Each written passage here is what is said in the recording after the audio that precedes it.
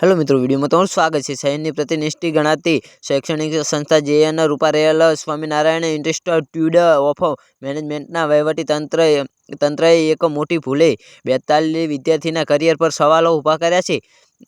કોલેજના ઇન્ચાર્જ પ્રિન્સિપાલની વ્યક્તિગત જ્ઞાતિને કારણે MBA સેમેસ્ટર 1ના 42 વિદ્યાર્થીઓને CTUની પરીક્ષાની હોલ ટિકિટ ન મળતા વિદ્યાર્થીઓને પરીક્ષા આપ્યા વગર રડતા મોઢે ઘરે પરત ફરવાનો વારો આવ્યો છે। તો જ્યાં મિત્રો હાલ મોટા અને મહત્વના સમાચાર સામે આવી રહ્યા છે। નિયમો મુજબ પરીક્ષા પૂર્વ વિદ્યાર્થીઓને હોલ ટિકિટ મળી જવી જોઈએ, પરંતુ સ્વામિનારાયણ કોલેજના 42 વિદ્યાર્થીઓને હોલ ટિકિટ જનરેટ જ ન થઈ હતી।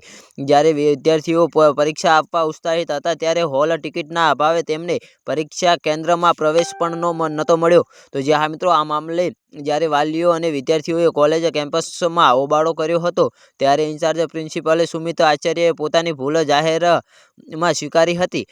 વિદ્યાર્થીઓને આક્ષેપ છે કે છેલ્લા કેટલા સમયથી આ હોબાળો ચાલી રહ્યો હતો। તો જ્યાં મિત્રો દર વખતે કોલેજના તંત્ર દ્વારા થઈ જશે તેવા ખોટા આક્ષેપો આપવામાં આવતા હતા। હાલ તો પ્રિન્સિપાલની માફી છતાં વિદ્યાર્થીઓનું ભવિષ્ય અંધકારમાં દેખાઈ રહ્યું છે।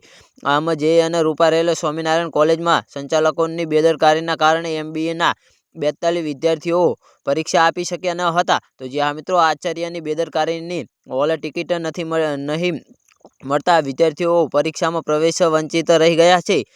જોકે કોલેજના પ્રિન્સિપાલે પોતાની ભૂલ સ્વીકારી છે, પરંતુ પરીક્ષા આપવા આવેલા વિદ્યાર્થીઓએ હોલ ટિકિટ ન મળતા રડતા ઘરે પરત જવું પડ્યું હતું। તો જ્યાં મિત્રો આના વિશે તમારું શું કહેવું છે, અમારી કોમેન્ટ બોક્સમાં જરૂરથી જણાવજો, અને ચેનલ પર નવા હોય તો ચેનલને સબસ્ક્રાઈબ કરવાનું ના ભૂલતા। તો વિડીયો પૂરો જોવા બદલ તમારો ખૂબ ખૂબ આભાર।